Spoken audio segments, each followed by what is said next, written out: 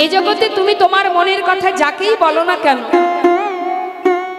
তোমার মনের দুঃখ মোচন করতে ইহ জগতের জীব পারুক বা না পারুক, একজন পারে, যিনি আমাকে এখানে পাঠিয়েছেন। তিনিই পারে তোমার দুঃখ মোচন করতে, তোমার জীবনের সুখে ভরিয়ে দিতে। তিনিই পারেন যদি তুমি তাকে ভরসা করো। আমরা তো তাকে ভরসা না করে সংসারকে ভরসা করে বসে আছি, যার জন্য আমাদের অহরহ ত্রিতাপ জ্বালা সহ্য করতে হচ্ছে। সারা জীবন সুখের জন্য তুমি জীবনের বৈঠা বয়ে যাও, কিনারা তুমি খুঁজে পাবে না, কোনোদিনই খুঁজে পাবে না। এর মধ্যে যতদিনই যাবে তত দুঃখের পরে দুঃখ, যন্ত্রণার পরে যন্ত্রণা, জীবনের মৃত্যুকাল পর্যন্ত যন্ত্রণা ভোগ করতে হবে। জগতে সেই একমাত্র সুখী যে জন কৃষ্ণ সুখী সুখী, যে জন গোবিন্দকে ভালোবেসেছে, জগতে সেই একমাত্র সুখী, সেই শান্তিময়, সেই তৃপ্তিময়। ভেবে দেখবেন মা, সংসারের জন্য কাঁদলে কি হয় বাবা? সংসারের জন্য কাঁদবেন, দেখবেন বুকে জ্বালা হবে, কাদার পরে বুকের মধ্যে জ্বলবে, জ্বালা হবে, যন্ত্রণা হবে। কিন্তু ভগবানের জন্য কেঁদে দেখবেন মা, যদি তার চরণে কাঁদেন, তার জন্য কাঁদেন, দেখবেন তাতে তৃপ্তি হয়, শান্তি হয়, আনন্দ হয়। তাই বৈষ্ণব মহাজন বললেন, ওরে জীব, সংসারের পিছনে ছুটতে গিয়ে নিজের জনকেই নিজে চিনতে পারলি না, আপনকে ভুলে গেলি, পরকে আগলে ধরে আপন আপন করে দিন কাটালি। একবার ভেবে দেখ, কাতব কান্তা কস্তে পুত্র সংসারায় বতিব বিচিত্র, নলিনী জলগত তারলাঙ্গ তদ বদতি সৈ চপলা। সংসারায় বতিব বিচিত্র, বিচিত্র নাট্য মঞ্চের অভিনয় সংসার জীবনটা। দুদিনের জন্য তুমি অভিনয় করছো, কখনো কারোর পুত্র, কখনো কারোর পিতা, কখনো কারোর স্বামী, তোমার অভিনয় চলছে। এক এক সময় এক এক পোশাক, এক এক বেশ আমাদের ধারণ করতে হচ্ছে, কি তাই তো মা? সংসারের মধ্যেও কিন্তু আমাদের অভিনয় করতে হয়। যখন ছোট থাকি তখন এক রকমের বেশ, বড় হলে আর এক বেশ, বিবাহের পর আর এক বেশ, ইহজগতে স্বামী চলে গেলে যখন বৈধব্য জনম সহ্য করে তখন আর এক বেশ। অর্থাৎ নাট্যমঞ্চে অভিনয়ের পোশাক এগুলো সংসার জীবনে। তোমার আশা তো সংসার করার জন্য নয়, কি জন্য আশা? কৃষ্ণ ভজন করবে বলে, কৃষ্ণ ভজিবার করে সংসারে আয়। কি জন্য আশা? কৃষ্ণ ভজনের জন্য, সংসার করার জন্য নয়। এখন তুমি বিবাহ করেছো, তোমার সন্তান হয়েছে, তোমার দায়িত্ব কর্তব্য বেড়ে গেছে। তুমি বিবাহের আগে যদি তুমি প্রভুর চরণে নিজেকে সঁপে দিতে, সেটা আলাদা বিষয়। যেহেতু তুমি সংসারের মধ্যে তোমার হাত ধরে সন্তান এসেছে, তোমার তার প্রতি দায়িত্ব কর্তব্য থাকবে, কিন্তু নিজের কর্মটা ভুলে যেও না। নিজের কর্ম কি? যে কথা দিয়ে এসেছিলাম আসার সময়, সেটাই হলো আমার কাজ।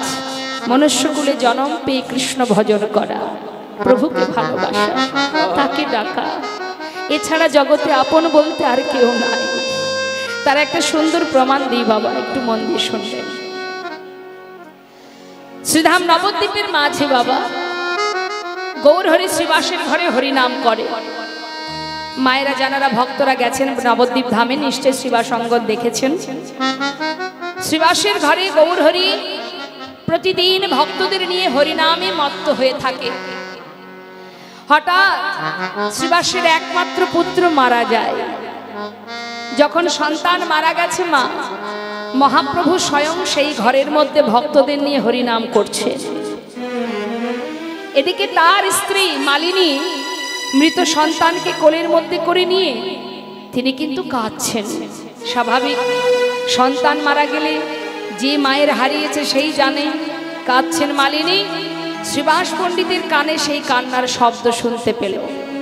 শোনা মাত্রই প্রভুর কাছ থেকে সরে এসে ঘরে, মালিনীর ঘরে প্রবেশ করে দেখছে মালিনী কাঁদছে। তুমি কাঁদছো কেন মালিনী? কি হয়েছে তোমার? স্বামী, আমাদের একমাত্র পুত্র মারা গেছে। বলো স্বামী, যে ঘরে স্বয়ং মহাপ্রভু বিরাজমান, সেই ঘরে এমন অমঙ্গল কেন হলো, এমন অঘটন কেন ঘটলো? আমার একমাত্র সন্তান কেন মারা গেল? স্বামী, স্বামী বলে দাও, কেন এমন অমঙ্গল হলো?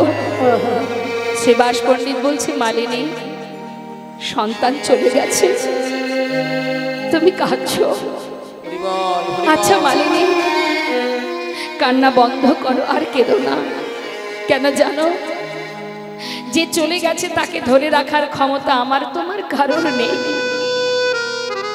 কিন্তু আনন্দের বিষয় কি জানো মালিনী? আমার সন্তান যখন শেষ নিঃশ্বাস ত্যাগ করেছে, সেই সময় স্বয়ং প্রভু আমারই ঘরে হরিনাম করছে।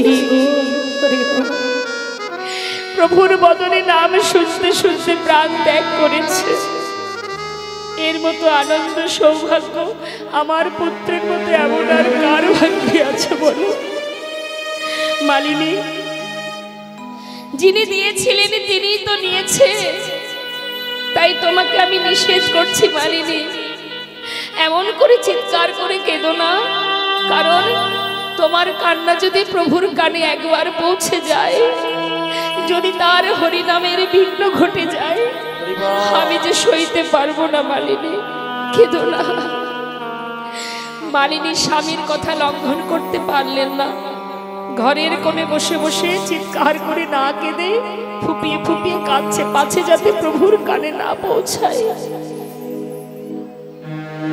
এদিকে কিন্তু মা গৌরহরি সবই জানেন বাবা, তথাপিও তিনি কিচ্ছু না বলে ভক্তদের নিয়ে হরিনাম করছে।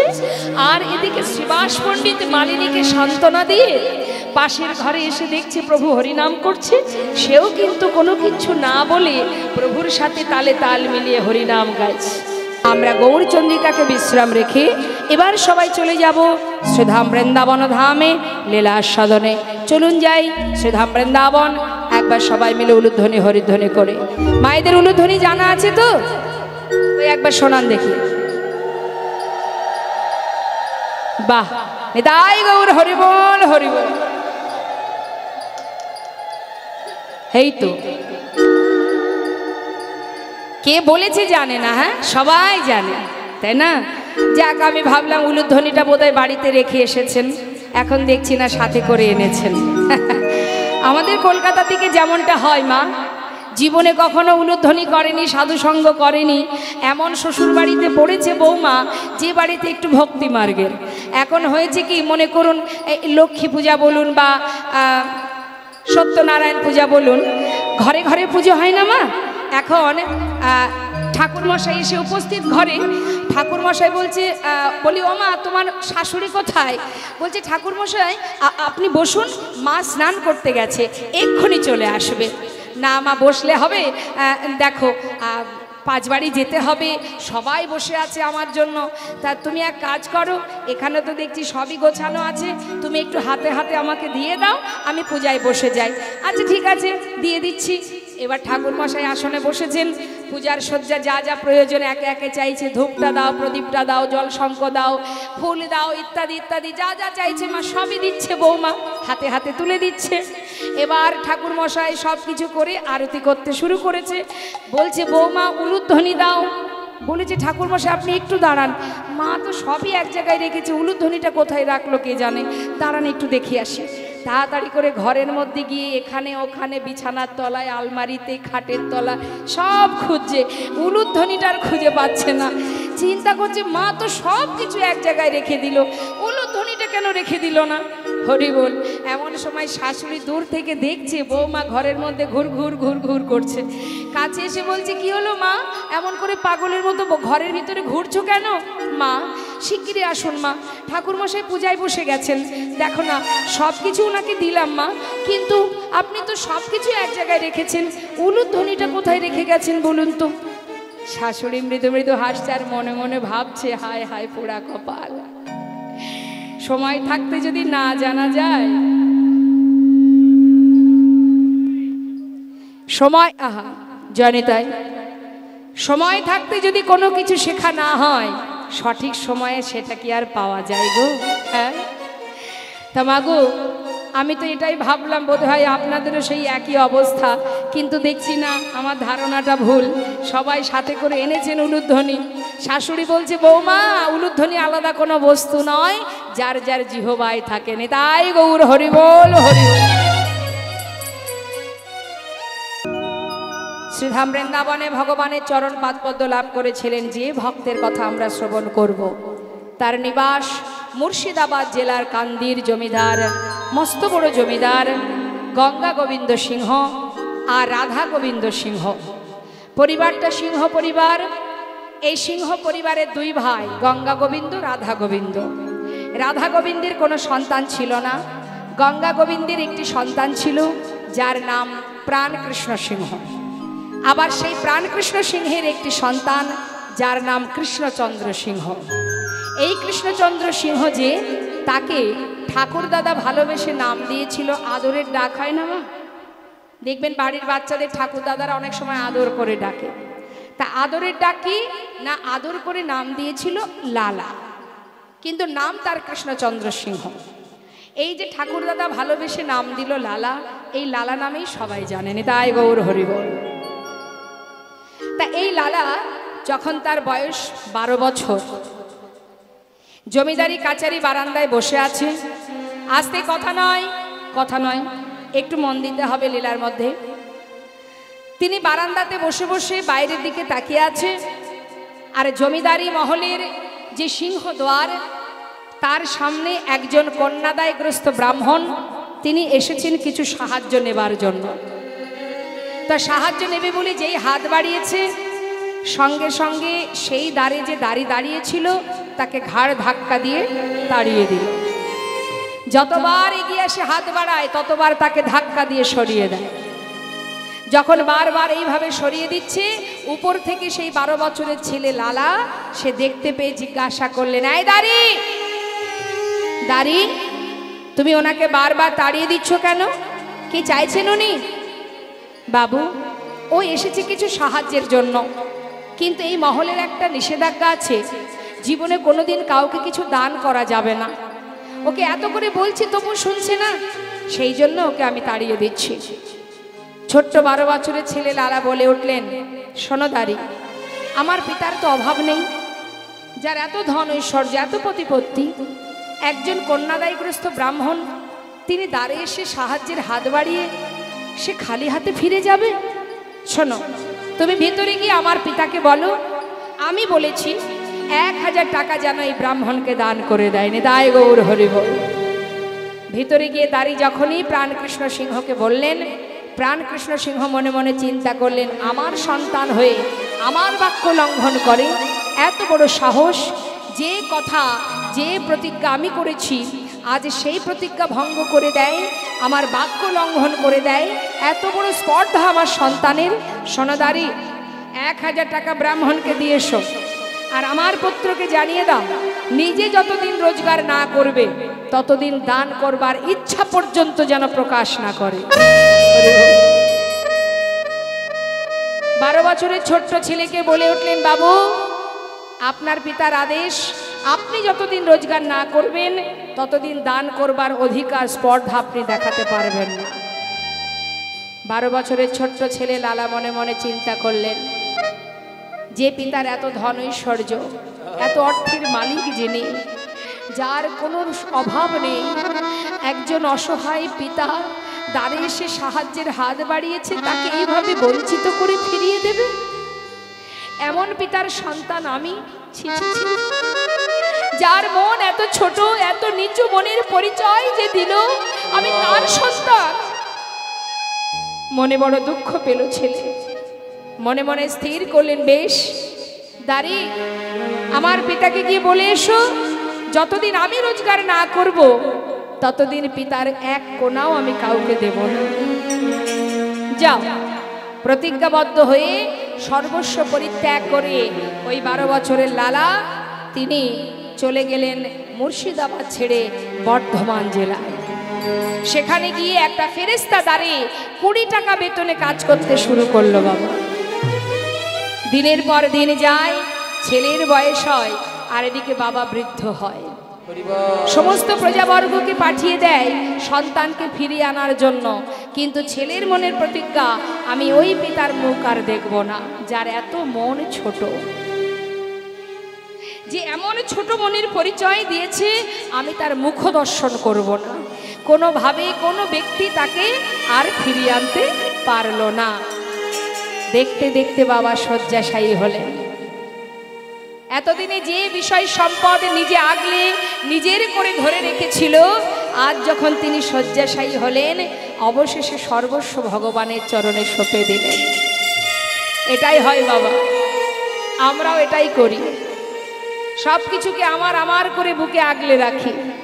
যখন ক্ষমতা ফুরিয়ে যায় তখন বুঝতে পারি কোনোটাই আমার নয়। শয্যায় পরে শুয়ে চোখের জলে বুক ভাসিয়ে কাঁদছে প্রাণকৃষ্ণ সিংহ। আর বোধহয় সন্তানকে দেখতে পাবে না, মৃত্যুর আগে নিজের পুত্রের বদনটা দেখতে পাবে না বলে চোখের জলে বুক ভাসিয়ে কাঁদছে আর ভগবানকে ডেকে বলছে, হে প্রভু, আমার বলতে যা কিছু আমি তোমার চরণে সঁপে দিলাম, শুধু তোমার কাছে একটা নিবেদন, আমার সন্তান আমার উপরে অভিমান করে সে সর্বস্ব ত্যাগ করে চলে গেছে। মৃত্যুর আগে আমি তার বদনটাও দেখতে পাবো না প্রভু, তাই তোমার কাছে আমার নিবেদন, হে দয়াময়, আমার সন্তানকে তুমি দেখো। প্রত্যেকটি গান, প্রত্যেকটি কথা একটু মন দিতে হবে মা। এতদিন পর যে প্রাণকৃষ্ণ সিংহ একটা কিঞ্চিত বস্তু কাউকে দিতে চাইতো না, আজ সে নিজেই শয্যাশায়ী হয়ে কেঁদে কেঁদে কি বললেন, এই জগতে সব কিছু তোমারই দান, তুমি দিয়েছ তাই পেয়েছি। দেখবেন বাবা, আমরা যদি কিছু একটা করতে পারি, ভালো কিছু যদি করি, মনে করুন বাড়ি করলাম, গাড়ি করলাম, ব্যাংকে টাকা পয়সা জমালাম, কি কারোর কোনো উপকার করলাম, আমরা দেখবেন অনেক সময় নিজেরাই বলি, কি বলি, এটা আমি করেছি, নিতাই গৌর হরি, এই বাড়িটা আমি করেছি, এই যে গাড়িতে চড়ছো এটা আমি কিনেছি, হরি বল। কিন্তু তুমি যে সর্বক্ষণ গর্ব করছো, ভালো কিছু করলে তুমি নিজের কথা বলছো, আমি করেছি। আর যদি কোনো দুঃখ আসে, কষ্ট আসে, তখন ভগবানের দিকে আঙুল তুলি, তুমি করেছো, তখন আর নিজের দোষ দিই না। তুমি কষ্ট দিচ্ছ, তুমি কাঁদাচ্ছ, কেন তুমি যন্ত্রণা দিলে, এটা তুমিই দিলে। আর ভালো কিছু করলে তখন কি বলি, এটা আমি করেছি তাই হয়েছে, হরি বল। কিন্তু তুমি জেনে রাখো, তোমার কোনো ক্ষমতা নেই, তোমার সুকৃতি ভালো, তুমি সৎ পথে চলছো, তুমি সৎ কর্ম করছো, তোমার কর্ম অনুযায়ী তুমি ফল পাচ্ছ, এটা তোমার নয়। তুমি যদি কিছু করতে পারো, জেনে রাখো তোমার প্রতি সন্তুষ্ট হয়ে ভগবান করুণাময়, তিনি তোমায় দিয়েছে তাই তুমি পেয়েছো। কোনো কিছু পাওয়া, এই কথাটা মন দিয়ে শুনবেন মা, কোনো কিছু যদি আপনি পান, জানবেন এটা তার কৃপা, তাই আপনি পেয়েছেন, তিনি কৃপা করে দিয়েছেন তাই আপনি পেয়েছেন। অর্থাৎ কোনো কিছু পাওয়াকে তার কৃপায় তুমি পেয়েছো। আর যদি কোনো কিছু চাওয়া সত্ত্বেও তুমি পাচ্ছ না, তুমি অনেক চেষ্টা করছো কিন্তু কিছুতেই পাচ্ছ না, জেনে রাখবে এটা তার ইচ্ছা, তিনি তোমাকে দিচ্ছে না, তার ইচ্ছা এটা, সে তোমায় দেবে না। কেন দেবে না? যেটা তোমার পক্ষে ভালো নয় সেটা তিনি তোমায় দেবেন না। তিনি জানে এটা দিলে ওর ভালো হবে না, সেই জন্যই তিনি দিচ্ছেন না। অর্থাৎ তোমার না পাওয়াটা তার ইচ্ছা, আর তোমার যে কোনো জিনিস পাওয়াটা হলো তার কৃপা। অর্থাৎ এ জগতে তোমার বলতে কিছুই নেই, জেনে রাখবে কিছুই নেই তোমার এই জগতে, সর্বস্ব তিনি দিচ্ছেন তাই তুমি পাচ্ছ। তাহলে কিসের গর্ব? আমরা এত অহংকার করি না, আমার এই আছে, অনেকে দেখবেন বলে আমার 4টে বাড়ি আছে, 10টা গাড়ি আছে, হরি বল হরি বল। একটা 8 বছরের ছোট্ট শিশু জপের মালা হাতে নিয়ে যাচ্ছে বাবা সকালবেলা, আর 3 তলার উপরে একজন বৃদ্ধ বাবা চাকরি জীবন থেকে ছুটি পেয়ে 3 তলায় ব্যালকনিতে বসে বসে চা পান করছে আর তাস খেলা করছে। এখন ওই ছোট্ট বাচ্চা, 8 বছরের বাচ্চা জপের মালা হাতে দেখে উপর থেকে সেই ঠাকুর দাদা অর্থাৎ সেই বুড়ো দাদুটা জিজ্ঞাসা করছে, এই যে এই খোকা, এত তাড়াতাড়ি এই পথে নেমে গেলি বাবা? তখন সেই ছোট্ট ছেলেটি বলে উঠলেন, ও দাদু, আমি না হয় তাড়াতাড়ি নেমেছি, তুমি কবে নামবে শুনি? তোমার তো আর বেশি সময় নেই। আমার মাতা পিতা আমাকে বলেছে এই জগতে যা কিছু আছে এখানে নাকি আমার কোনো ঠিকানা নেই। আমার যে ঠিকানা, যেটা আমার নিজের ঘর, নিজের বাড়ি যেখানে, সেখানে যেতে গেলে নাকি সময় থাকতে যাত্রা করতে হয়, না হলে সঠিক সময়ে আমি আমার গন্তব্যস্থলে পৌঁছাতে পারবো না। পথে বসে কাঁদতে হবে আমায়। তাই সকাল সকাল বেরিয়েছি নিজের ঠিকানায় পৌঁছাবো বলে। কিন্তু দাদু গো, তোমার যে সময় শেষ হতে চলেছে, তুমি আর কবে নামবে পথে? তোমাকেও যে যেতে হবে। নিতাই গৌর হরি বল, হরি বল। তাই মাগো, জীবনের যা কিছু, এই জগতে যা কিছু যিনি সৃষ্টি করেছেন, যিনি সৃষ্টিকর্তা, এই যে সবই তার। আজ এক ভক্তের কথা মনে পড়ে যায়, যিনি কাজী নজরুল ইসলাম। তার একটা সুন্দর একটা ভজন আমি ছোট করে একটু গাইব। আজ তার জন্মদিন, তাই মনে হলো একটু গাইব। কথাটা একটু মন দেবেন। যিনি বিদ্রোহী কবি ছিলেন, কাজী নজরুল ইসলাম মুসলমান ধর্মের সন্তান হয়েও ভগবানকে যারা ভালোবাসে, জেনে রাখবেন তাদের কোনো জাত হয় না মা, তাদের একটাই পরিচয়, তারা ভগবানের দাস। তাই সেই কাজী নজরুল ইসলাম আজ আমার প্রভুর অপূর্ব সেই লীলা দর্শন করে আজ ভাবের আবেশে কত সুন্দরভাবে তিনি গান বাঁধলেন। কি বলছেন? হে দয়ামা, তুমি খেলাচ্ছ তাই আমরা খেলছি। আহা, যতই তুমি লাফাও না কেন, তিনি যেটা করবেন সেটা আমাদের মেনে নিতে হবে। কি অপূর্ব ভজন গেয়ে গেছেন, একটার পর একটা ভজন আস্বাদন করলে অন্তর জুড়িয়ে যায়। যিনি বিধর্মী হয়েও আজ অপূর্ব গোবিন্দকে নিয়ে কত কত গান বেঁধেছেন, বৈষ্ণবীয় পদাবলী, বৈষ্ণবীয় ভজনে তিনি গেয়ে গেছেন মা। তাই আজ বৈষ্ণব মহাজন বলছেন, শোনো শোনো ওরে জীব, এই জগতে আমার বলতে আর কিছুই নেই। যেমন এসেছি একা, যাব একা, সঙ্গে যাবে কি? এটা ভাববেন না বাবা যে খালি হাতে যাব, খালি হাতে এসেছি, না। খালি হাতে আমরা কেউ আসিনি, খালি হাতে যাব না। কিছু তো নিয়ে যাব, তবে কি নিয়ে যাব? কর্ম অনুযায়ী ফলটা নিয়ে যাব। যদি তুমি সুকর্ম করো, সুফলের বোঝাটা নিয়ে যাবে। আর যদি কুকর্ম করো, তাহলে সেই অনুযায়ী যে কুকর্ম অনুযায়ী যে কুফল পাবে, সেটা তোমাকে কাঁধে করে ঘাড়ে করে নিয়ে যেতে হবে। নিতাই গৌর হরি বল। তাই আজ প্রাণ কৃষ্ণ সিংহ নিজের সর্বস্ব ভগবানের চরণে সঁপে দিয়ে যখন প্রাণ ত্যাগ করলেন মা, এবার এই জমিদারি রক্ষা হবে কি করে? সমস্ত প্রজাবর্গরা তারা চলে গেল লালার কাছে, গিয়ে বলল, বাবু, যার প্রতি আপনার অভিমান সে তো চলে গেছে, এবার তো আপনি ফিরে চলুন। সবার অনুনয় বিনয় শুনে আবার লালা ফিরে এলো। নিতাই গৌর হরি বল। লালা ফিরে আসার পর সমস্ত জমিদারি হিসাব নিকাশ বুঝিয়ে দিল, সুন্দরভাবে জমিদারি রক্ষা করতে শুরু করে দিলেন। দিনের পর দিন যেতে যেতে উপযুক্ত বিবাহের বয়স হয়েছে, সুকন্যার সন্ধান পেয়ে তার শুভ দিন দেখে বিবাহ দিল। বিবাহ হলো, স্ত্রীকে নিয়ে ঘরে এলো, সুখে স্বাচ্ছন্দ্যে দিন কাটছে মা। এইভাবে কয়েকদিন, কিছুদিন গেল, যেতে যেতে তার একটি পুত্র সন্তান হলো। ছেলের নাম রাখলো কি? ভগবানের নামে, নারায়ণ। তার একটা পালিতা কন্যা ছিল যার নাম সুমতি। এই হচ্ছে সুখের সংসার। কিন্তু হলো কি, সুখে থাকতে থাকতে সংসারের মধ্যে, বিষয়ের মধ্যে দিন কাটতে কাটতে হঠাৎ একদিন তারই ঘরের সামনে এক ভিখারি এসে দাঁড়ালো। ভিক্ষাং দেহি, দ্বারে এসে দাঁড়িয়ে ভিক্ষা চাইল। সঙ্গে সঙ্গে লালা ধীরে ধীরে সদর দরজায় এসে সেই ভিখারিকে বললেন, ভিখারি, ও ভিখারি, তুমি ভিক্ষা করো কেন? আর ভিক্ষা করে কি করো তুমি? সেই ভিখারি বললেন, বাবু, ভিখারি বললেন, আমি আমার গিরিধারীকে সেবা দিই, তারপরে প্রসাদ পাই। কি গো, বাড়িতে ভগবান আছে তো আপনাদেরও ঘরে? হ্যাঁ, ভগবানের সেবা দেন তো মা? কি সেবা দেন? হাসছেন যে?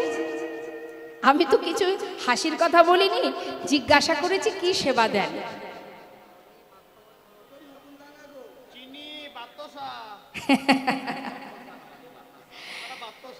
আচ্ছা, আমরা ভগবানের সেবা দিই নকুল দানা, বাতাসা, বা একটু যদি বাজারে সস্তা হয় ফল, শশা, আপেল। সবার কথা বলছি না আমি, কিছু কিছু বাড়িতে আমি দেখেছি। তো বাবা, ভগবানের সেবা ভিখারি দাঁড়ে দাঁড়ে ভিক্ষা করে তারপরে নিজে ভগবানকে সেবা দিয়ে নিজের সেবা করে।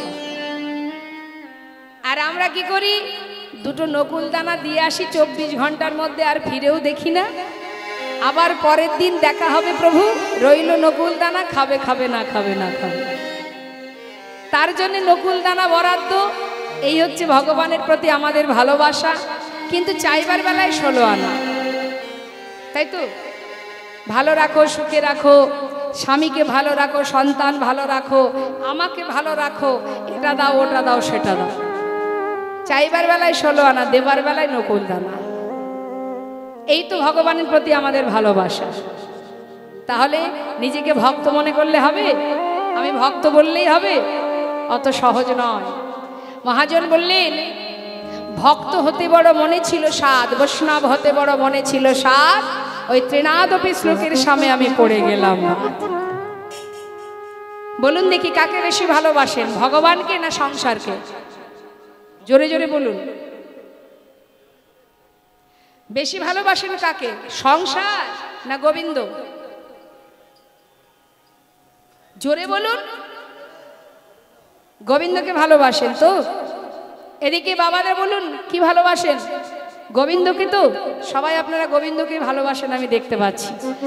তাহলে যদি গোবিন্দকে ভালোবাসেন, আজকে কীর্তনের পরে আর বাড়ি যাবেন না, আর কিন্তু বাড়ি যেতে পারবেন না। যারা প্রকৃত গোবিন্দকে ভালোবাসে তারা কেউ সংসারে নেই, সবাই চলে গেছে সংসার ছেড়ে, সুখ স্বাচ্ছন্দ্য ছেড়ে। যেমন সরগোস্বামী, কেউ আমার আপনার মতো কাঙাল ভিখারি ছিল না, বড় বড় জমিদার ছিল, মন্ত্রী ছিল। তারা সমস্ত সুখ ফেলে থুয়ে চলে গেল একটা ছিন্ন বসন পরে বৃন্দাবনে। সরগোস্বামী বৃন্দাবনে গিয়ে উপস্থিত, গোবিন্দ কৃপা লাভ করলো।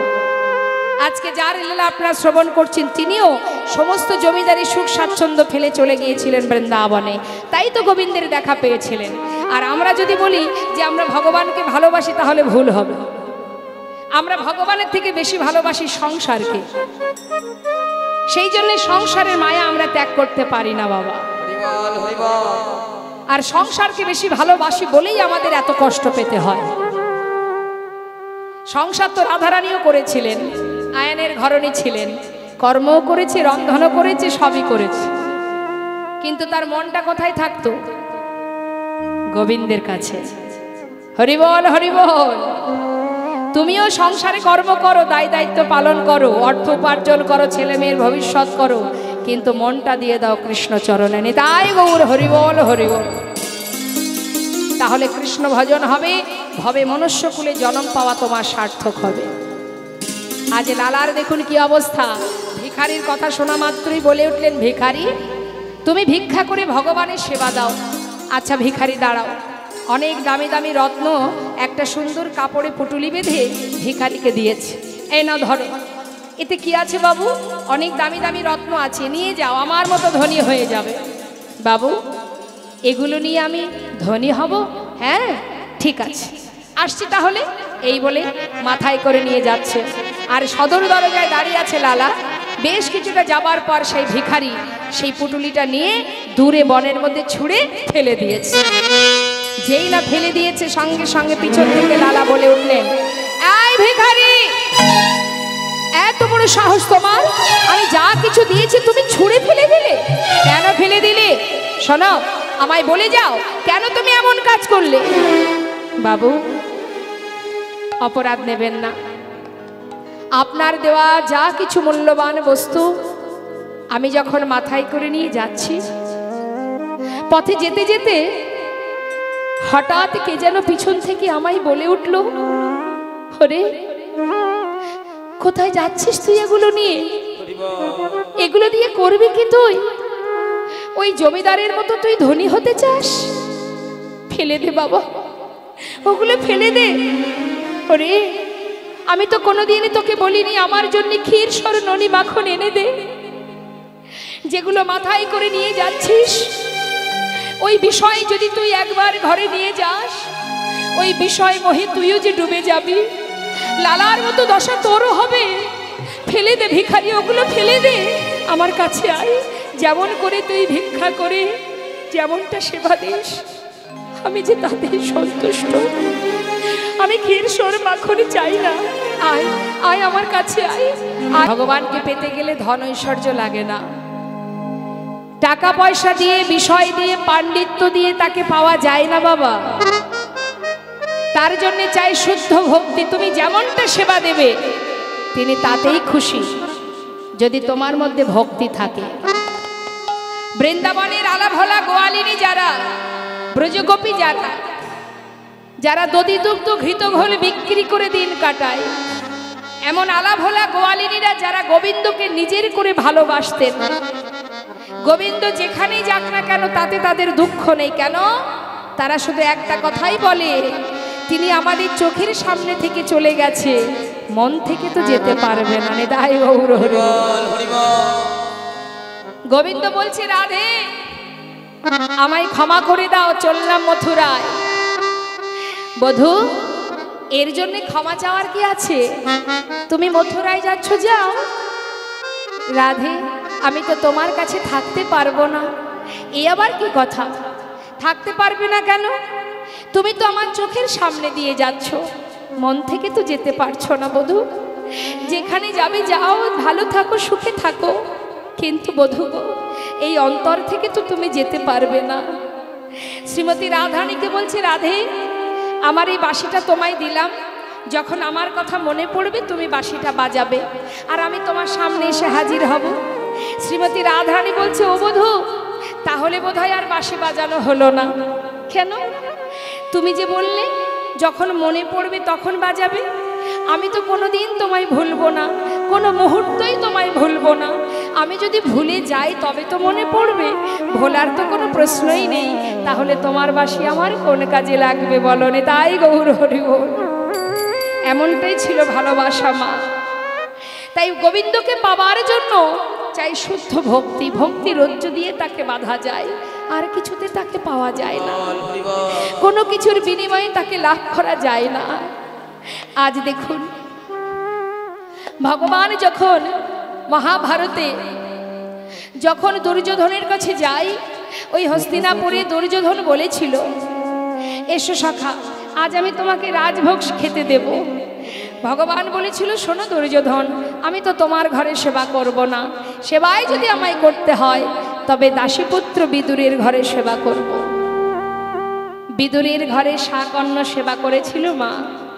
বিদুরের স্ত্রী ভগবানকে সেবা দেবে বলে একটি কলা এনেছে। গোবিন্দ সেবা করছে ঘরের মধ্যে, নিজের বাড়িতে গোবিন্দ সেবা করছে, এমনভাবে মুখের দিকে তাকিয়ে আছে, অঝরে নয়ন বাড়ি বরিষিত হচ্ছে। আমরা যদি বাড়িতে কোনো ফলের গাছ রোপণ করি, আমরা মনে মনে ভাবি এই গাছে ফল হলে আমার সন্তান খাবে, আমরা খাবো, আমার পরিবার খাবে, আমাদের ধারণাটা এটাই। কিন্তু বিদুরের স্ত্রী সে ফল গাছ রোপণ করার সাথে সাথে মনে মনে ভেবেছে যে এই গাছে যখন ফল হবে গোবিন্দ সেবায় দেব। নিতাই গৌর হরি হরি। তাই কলার খোসাটা মানে কলাটা খাওয়াবে বলে যখন খোসাটা ছাড়াচ্ছে মা, ভুল করে বাবা শ্বাস ফেলে খোসা দিয়েছিল ভগবানকে। কিন্তু ভগবান সেটাই সেবা করেছিল। কেন করেছিল? তার মধ্যে যে ভক্তি ছিল, তার মধ্যে যে শুদ্ধ প্রেম ছিল। তুমি যদি দুফোঁটা বাড়ি বরিশন করে ভগবানকে সেবা দিতে পারো, তুমি যেমনটা দেবে তাতেই তিনি খুশি। যদি তোমার মধ্যে তার প্রতি ভালোবাসা থাকে, দুফোঁটা নয়ন বাড়ি বরিশন করে যদি বলতে পারো, দয়াময় তুমি যেমন দিয়েছো আমি তোমায় তেমন দিলাম। তোমার সেবা আমি জানি না, আমি ভজন জানি না, সাধন জানি না, আমি মন্ত্রতন্ত্র জানি না, শুধু এইটুকু জানি আমি তোমায় ভালোবাসি। তুমি কৃপা করে গ্রহণ করো দয়াময়। মাগো, কিছুই দিতে হয় না গো। একদিন দেবর্ষি নারদ জিজ্ঞাসা করেছিল গোবিন্দের কাছে, দয়াময়, জগতের জীব কিভাবে ডাকলে তুমি তার ডাকে সাড়া দেবে? ভগবান বলেছিল, দেবর্ষি, কেউ যদি আমাকে একটা ফুল দিয়েও ডাকে আমি তার ডাকে সাড়া দেব। দেবর্ষি বলেছিল, দয়াময়, যদি তার কাছে ফুল না থাকে? প্রভু বললেন, বেশ, তাতে দুঃখ নেই, যদি একটা তুলসী পাতা দিয়েও আমায় ডাকে আমি তার ডাকে সাড়া দেব। ও দয়াময়, যদি তুলসীটাও না থাকে? ভগবান বললেন, কোনো দুঃখ নেই, কেউ যদি একটু গঙ্গার জল দিয়ে আমায় ডাকে, যদি ডাকার মতো ডাকতে পারে আমি তাতেই সাড়া দেব। প্রভু গো, যদি গঙ্গার জলও তার কাছে না থাকে?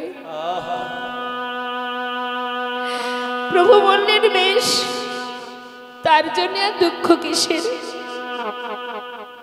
জগতের কোনো কিছুই যদি তার কাছে না থাকে কোনো প্রয়োজন নেই। কোনো ভক্ত যদি ভালোবেসে, আমি তো প্রত্যেককে দুটি করে নয়ন দিয়েছি, একটাই দিয়েছি গঙ্গা, একটাই দিয়েছি যমুনা। আমার ভক্তরা যদি আমার জন্য মাত্র 2 ফোঁটা বাড়ি বর্ষণ করে কেঁদে কেঁদে বলতে পারে,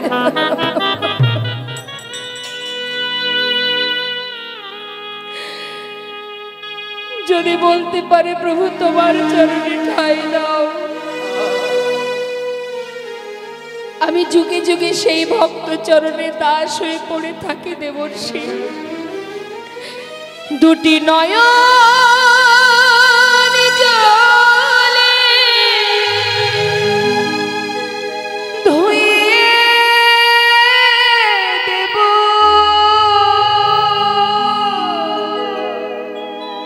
তোমার 2টি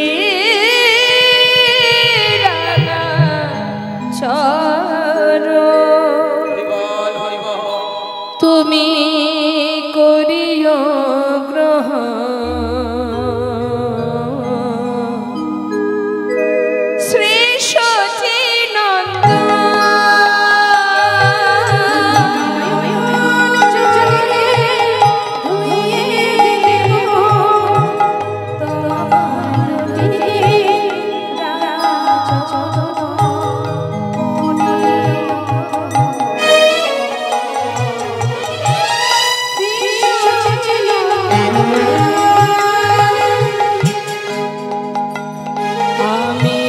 জানি ভজন, না জানি পূজন, আমি না জানি ভজন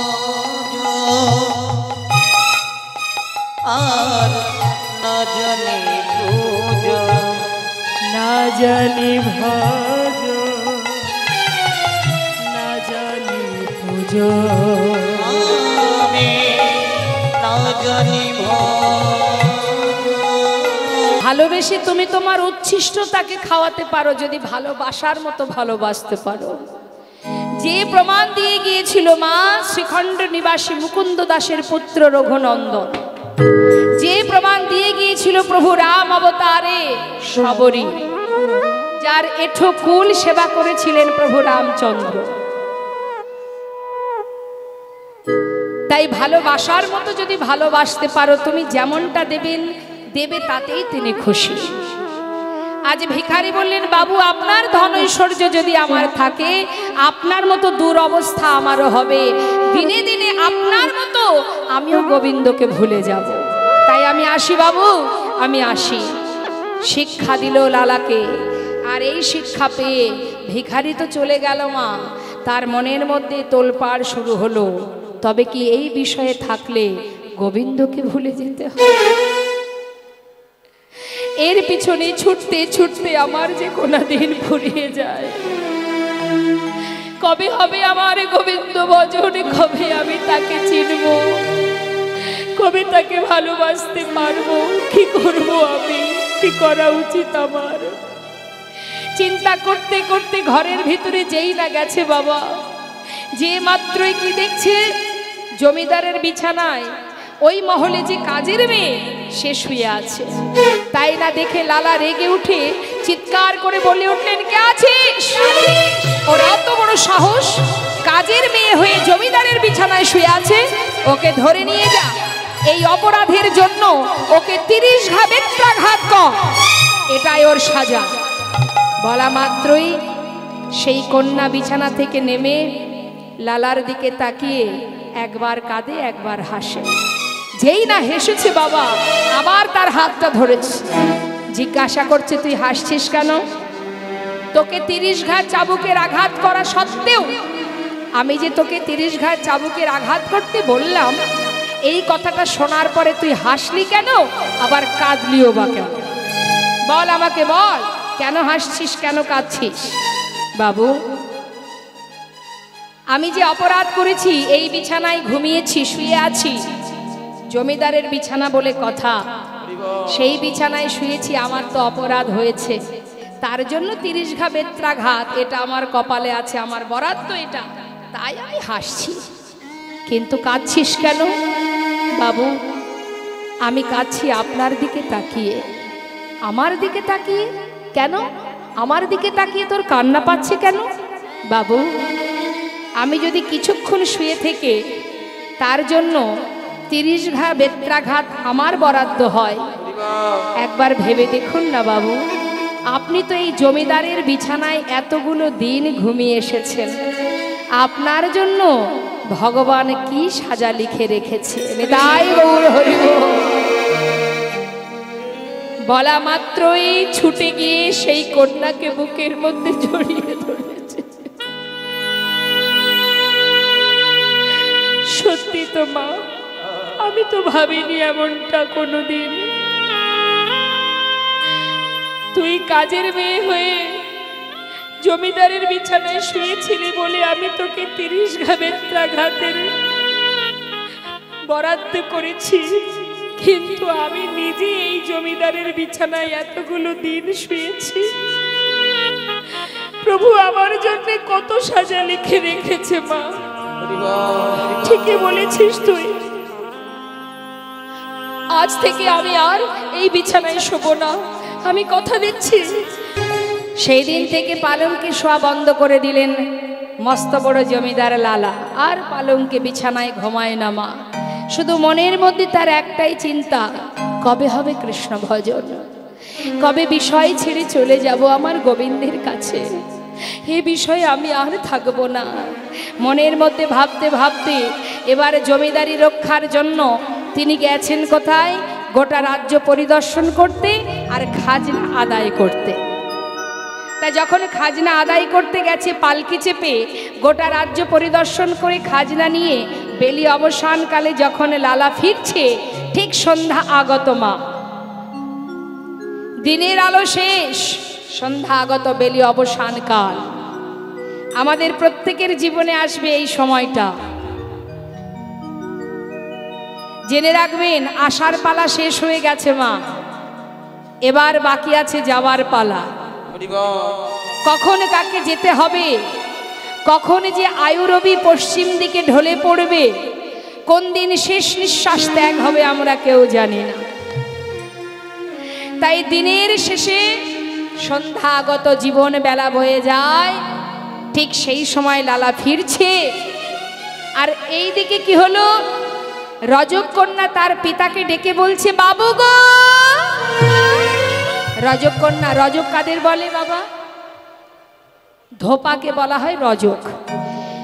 তার কন্যা তার পিতাকে মানে রজককে বলছে, বাবু গো, বেলা যায় বাসনায় আগুনে দাও, বাবু গো, বেলা যায় বাসনায় আগুনে দাও।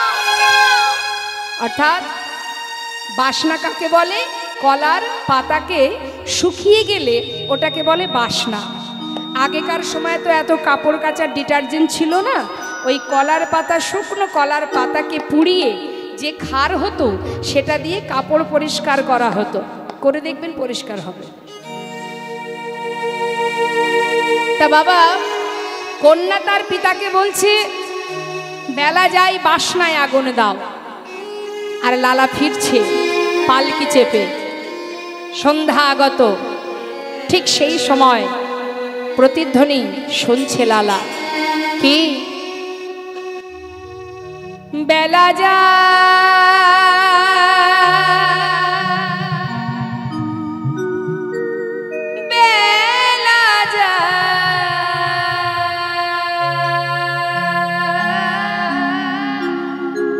বেলা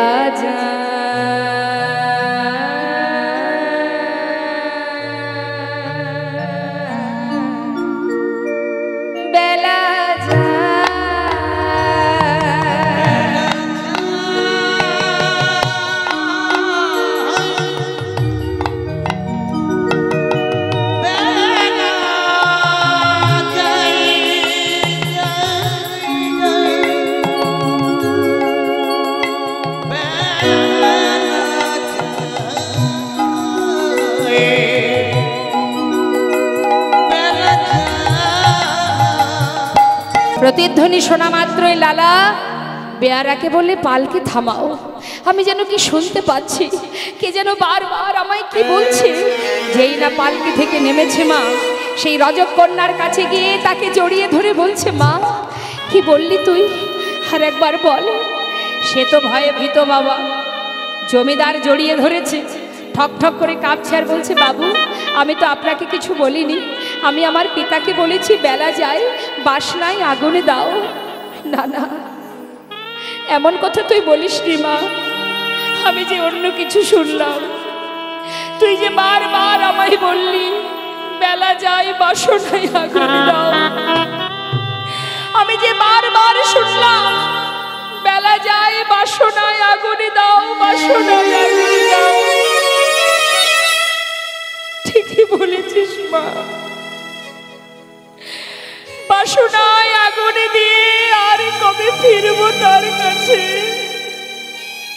না না, আর নয়, আমি আর থাকবো না, এবার আমি চলে যাব। ছুটতে ছুটতে ঘরে ফিরে এসে তার যে পালিতা কন্যা সুমতি তাকে ডেকে বলছে, মা আমার সারা গায়ে একটু কৃষ্ণ নাম লিখে দে না মা। বাবা কি হয়েছে তোমার, এমন পাগলের মতো করছো কেন? কেন তুমি বলছো সারা গায়ে কৃষ্ণ নাম লিখতে? কি হয়েছে তোমার? মা আমার বলতে যা কিছু আমি সর্বস্ব তোদের জন্য রেখে গেলাম,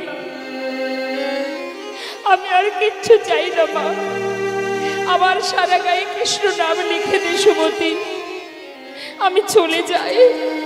বাবা কোথায় যাবে তুমি? আমি যাব রে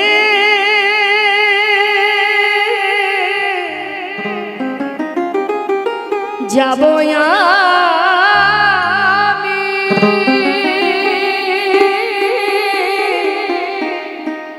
কৃষ্ণ ভজনে।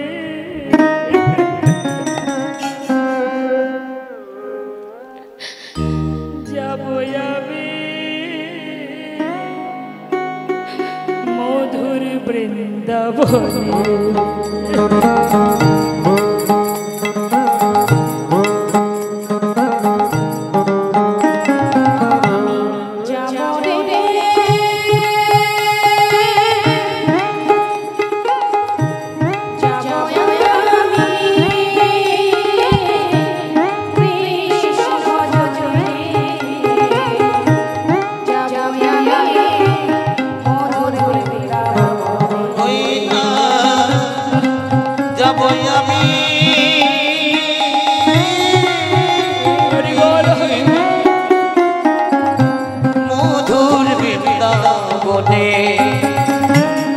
আপন জনার সন্ধানে আপন ঘরে ছুটে চললেন লালা।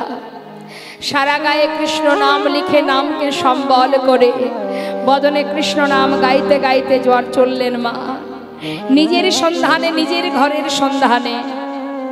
কিন্তু আমাদের কি দুরবস্থা, এখনো আমরা আপন ঘরের খবর পেলাম না, এখনো বুঝতে পারলাম না, এখনো জানতে পারলাম না। বৈষ্ণব মহাজন বললেন, আমার আমার করো বুঝিতে না পারো, আমাতে কি আছে রতন। কোন শক্তি বলে বেড়াই চলি, বলে কিসের অভাবে হয় এ দেহ পতন। দেহের মাঝে আছে প্রাণেরই সঞ্চার, তাহাতেই বলি আমার আমার। প্রাণ গেলে হবে সবাকার, সব নেশারি সপন। দেহের মধ্যে যেটা আছে না মা, সূক্ষ্ম আত্মা, যেটা আছে বলে এখনো আপনাদের সামনে আমি দাঁড়িয়ে আছি।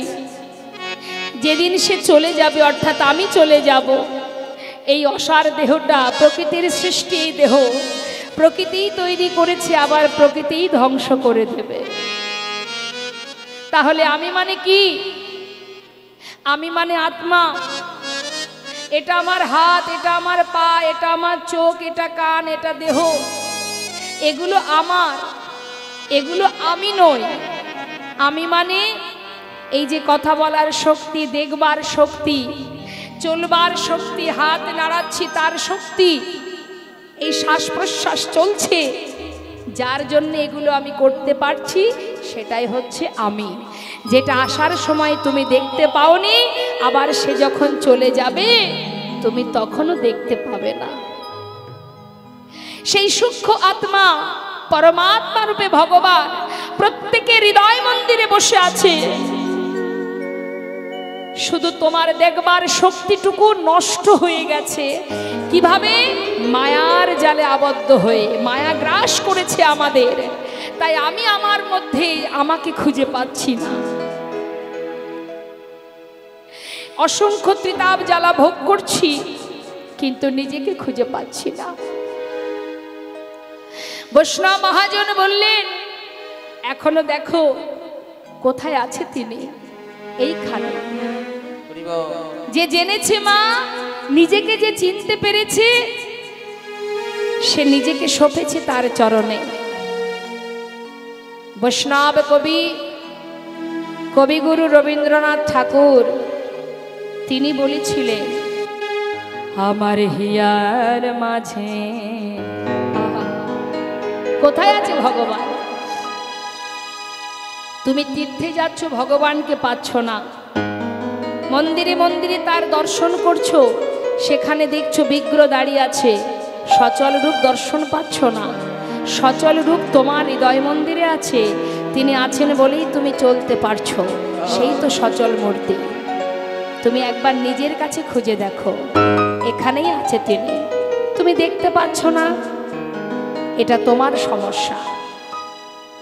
নিজের কাছে থাকতে অন্য জায়গায় খুঁজে বেরিয়ে লাভ নেই। তার একটা সুন্দর কথা একটু বলি শুনুন।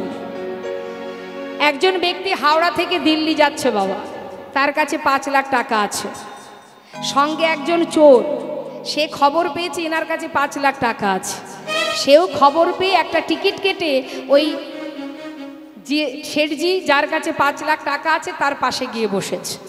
এবার 2-3 ঘন্টা ধরে যাচ্ছে তো পথ দিয়ে, চোর কিন্তু তার ধান্দাতে আছে যে কখনো এই বাবু একবার উঠবে, আমি এই সুযোগে টাকার ব্যাগটা নিয়ে পালিয়ে যাব।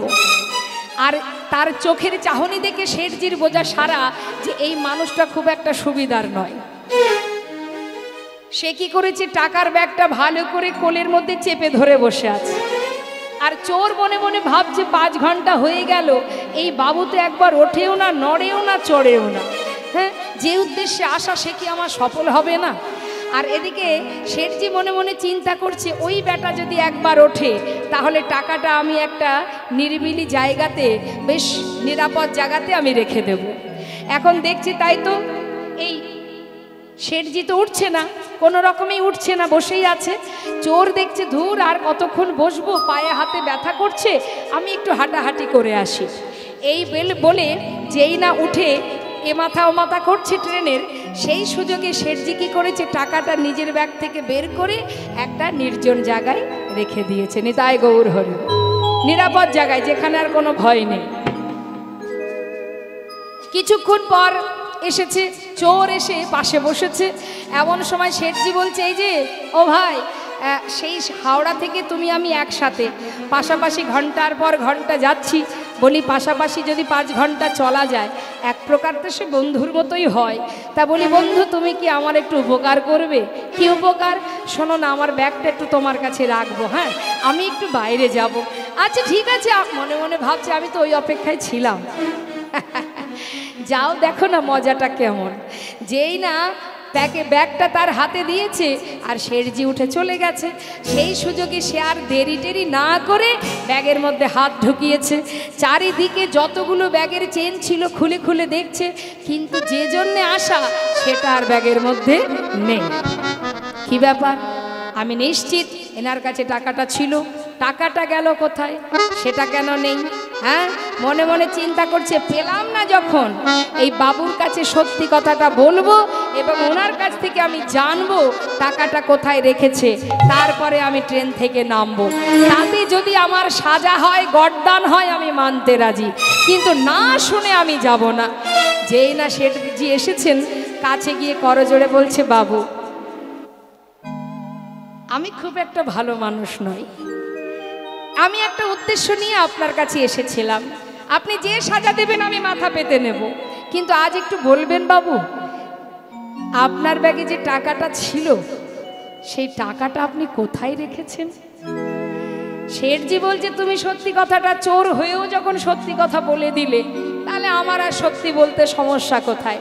তবে শোনো ভাই, আমি তোমার চোখ মুখের ভাব দেখে বুঝেছিলাম যে তুমি তোমার উদ্দেশ্য আমার টাকাটা নেবার জন্য এসেছো। তা আমি যখন বুঝলাম যে তোমার লক্ষণ ভালো নয়, আমিও সুযোগের অপেক্ষায় ছিলাম তুমি কখন উঠবে, আমি আমার টাকাটাকে একটা নিরাপদ জায়গায় রাখবো। তা তুমি যখন দেখলে যে আমি উঠছি না, তুমি নিজে উঠে গেলে, সেই সুযোগে আমি আমার ব্যাগ থেকে টাকাটাকে বের করে আমি তোমার ব্যাগে ঢুকিয়ে রেখেছি। নিতাই গৌর হরি বল। কারণ আমি জানি তুমি সব জায়গায় খুঁজবে, নিজের ব্যাগে তো আর হাত দেবে না। নিতাই গৌর হরি বল, হরি বল। কেউ কি নিজের ব্যাগে হাত দেবে বাবা? চারিদিকে খুঁজবে। তাই ভেবেছে যে ওটাই নিরাপদ, তাই তুমি সব জায়গায় খুঁজেছো, পাওনি, কিন্তু একবার যদি নিজের ব্যাগে হাত দিতে তুমি পেতে। নিতাই গৌর হরি বল। তাই তো বিশ্বকবি বললেন, যত জায়গায় ঘোরো না কেন, সচল মূরতি দর্শনে যদি করতে হয়, চলতে জানে কথা বলতে জানে, সে যে আপন হৃদয় মন্দিরে বসে আছে। আহা, একবার নিজের অন্তরে চেত দর্পণ মার্জনা, পরিষ্কার করো, মায়ার আবরণ কালিমা দূরীভূত করো, হিংসা দূরীভূত করো, ক্রোধ মুছে দাও, সমস্ত অন্ধকার কালিমা দূরীভূত করো। দেখো এইখানে বসে নিত্য নাম গাইছি। তাহলে আমরা কোথায় এলাম আপাতত? এখন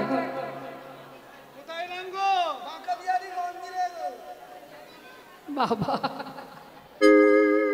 তাহলে আমরা এসেছি কোথায়? বাঁকে বিহারীর মন্দিরে। সমস্ত ব্রজ মাইরা বাঁকে বিহারীর ভোগ দিল, দেবার পর লালাকে প্রসাদ দিল। আহা, সবার কাছ থেকে প্রসাদ পেয়ে একেবারে জঠর পরিপূর্ণ করে সেবা করে ওই গোবিন্দ কুণ্ডের পাড়ে গিয়ে, যেই না বাবা শয্যা পরে, মানে বালির শয্যায় ঘুমাতে যাবে, ঠিকঠাক ঘুম হচ্ছে না। যতই হোক জমিদার ছিল তো, এখনো সম্পূর্ণভাবে সেই সুখ স্বাচ্ছন্দ্য বুঝতে পারেনি, তাই কিছুতেই ঘুম আসছে না বলে ওই বালি দিয়ে একটা বালিশ তৈরি করে নিয়েছে। নিতাই গৌর হরি বল। বালিশ তৈরি করে সেখানে মাথা দিয়ে ঘুমিয়ে আছে। সকাল হতে না হতেই চোখটা খুলেছে, হঠাৎ দেখছে সামনে একজন বাবাজি দাঁড়িয়ে আছে। হন্তদন্ত হয়ে বিছানা থেকে উঠেছে, বালির বিছানা থেকে উঠে করজোড়ে জিজ্ঞাসা করছে, বাবাজি কি তোমার পরিচয়? তুমি আমার সামনে দাঁড়িয়ে আছো, বাবাজি পরিচয় কি? পাশে এক ব্রজবাসী বলে উঠলেন, উনি বৃন্দাবনের বাবাজি, ওনার নাম কৃষ্ণদাস বাবাজি। আচ্ছা বাবাজি, তুমি কি এই বৃন্দাবনে থাকো? হ্যাঁ। একটা কথা জিজ্ঞাসা করব। কি? বাবাজি বলো না, কোথায় গেলে আমি গোবিন্দের দেখা পাবো? কোথায় আছে সে? কি করে তার দেখা পাওয়া যায়? বাবাজি বলছে, দাঁড়াও, আগে তোমার পরিচয় বলো, কোথা থেকে এসেছো, নাম কি? আমার নাম লালা। আমি এসেছি সেই বাংলার মুর্শিদাবাদ জেলা থেকে। আমার নাম লালা। দাঁড়াও দাঁড়াও দাঁড়াও দাঁড়াও, তুমি কি সেই জমিদার লালা? হ্যাঁ ছিলাম, এখন আর আমি জমিদার নই বাবাজি। সর্বস্ব ত্যাগ করে আমি এসেছি শুধুমাত্র গোবিন্দের কৃপা পাওয়ার জন্য। শুধু একটি বার আমায় বলে দাও, কোথায় গেলে আমি তার দেখা পাবো? ও, তুমি গোবিন্দের দর্শনের জন্য বৃন্দাবনে এসেছো সর্বস্ব ত্যাগ করে। আচ্ছা, তোমার কি দীক্ষা হয়েছে? না, দীক্ষা হয়নি। তাহলে কি করে পাবে তার দেখা? আগে তো দীক্ষা নিতে হবে বাবাজি। এ যদি সত্য হয়, তবে যদি দীক্ষা না পেলে তার দেখা না পাই, তবে আজ আমি তোমার চরণ শরণ নিলাম। বাবাজি কৃপা করো, আমাকে কৃপা করো। লালা, দীক্ষা পাওয়া বললেই কি দীক্ষা পাওয়া যায়? দীক্ষা পেতে গেলে তার একটা উপযুক্ত সময় দরকার হয়, সে সময় তোমার এখনো হয়নি। আর একটা কথা বলি শোনো, সুন্দর করে বালির উপরে বালিশ তৈরি করে ঘুমাচ্ছ, আর মন্দিরে মন্দিরে ভালো ভালো প্রসাদ পেয়ে দিন কাটাচ্ছ। এইভাবে সুখে স্বাচ্ছন্দ্যে দিন কাটালে কি আর গোবিন্দের দেখা পাওয়া যায়? যাকে দেখবে বলে এসেছো, যাকে পাওয়ার জন্য এসেছো, তার জন্য বৃন্দাবনে কর্ম করো লালা। কর্ম না করলে তার দেখা পাবে না। তার সেবা করো, তার কর্ম করো। বাবাজি কি করতে হবে আমায়? পারবে? আমি যদি কোনো কাজ দিই তুমি করতে পারবে? কি করতে হবে তুমি আমাকে বলেই দেখো, আমি নিশ্চয়ই পারবো। লালা, তবে নাও, ধরো ধরো লালা ভিক্ষার ঝুলি কাঁধে,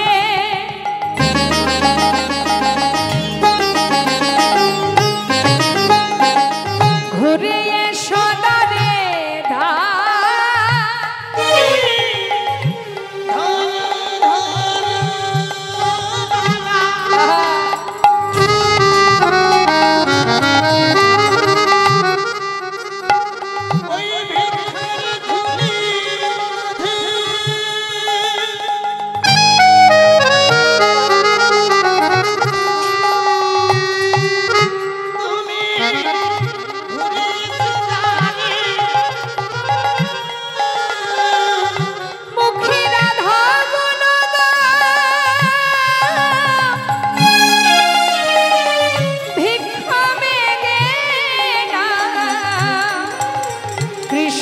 পদ করো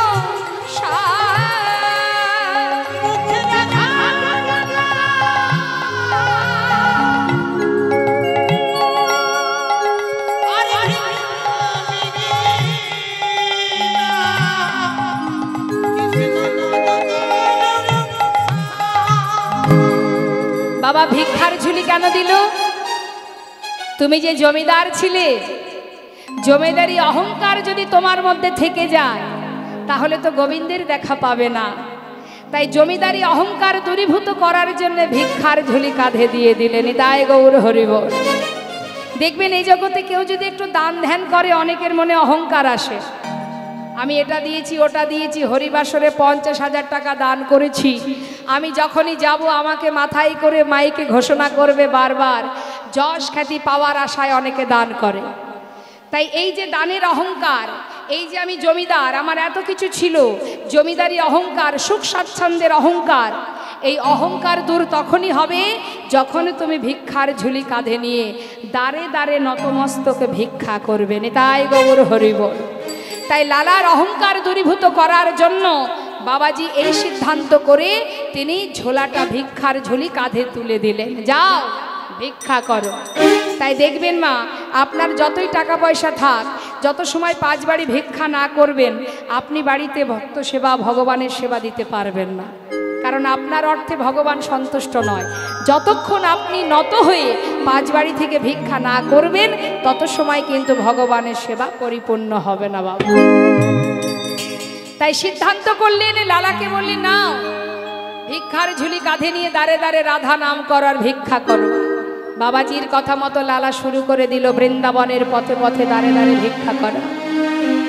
এইভাবে বেশ কিছুদিন চলে গেল। হঠাৎ বৃন্দাবনে তার স্ত্রী তার পুত্রের সঙ্গে তার দেখা হয়ে গেল।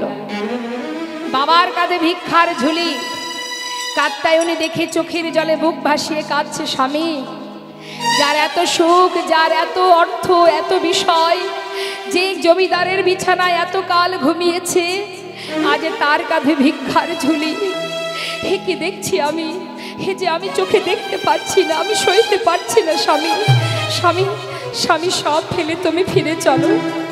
লালা বলে উঠলেন, কাত্যায়নী আমাকে আর কোথাও যেতে বলো না, কারণ আমি যে আমার নিজের ঘরে এসেছি। আমি আমার ঘর ছেড়ে আর আমার যাওয়ার জায়গা কোথায় আছে বলো, আর কোথাও যাব না। ছোট্ট ছেলে নারায়ণ বললেন, বাবা তুমি যদি না যাও তবে কি বৃন্দাবনে তোমার জন্য থাকবার একটা জায়গা করে দেব? বেশ, তুই যদি করতে পারিস আমার কোনো বাধা নেই। সেই সময় নারায়ণ, তার পুত্র নারায়ণ একটি মন্দির তৈরি করে সেই মন্দিরে বিগ্রহ স্থাপন করলেন, যেই বিগ্রহের নাম কৃষ্ণচন্দ্রমা। সেই বিগ্রহ স্থাপন করে লালাকে সেইখানে রেখে চলে গেল, তারা আপন ঘরে ফিরে গেল। যারা বৃন্দাবনে গেছেন আজও নিশ্চয়ই দেখেছেন, আজও বর্তমান লালার সেই মন্দির।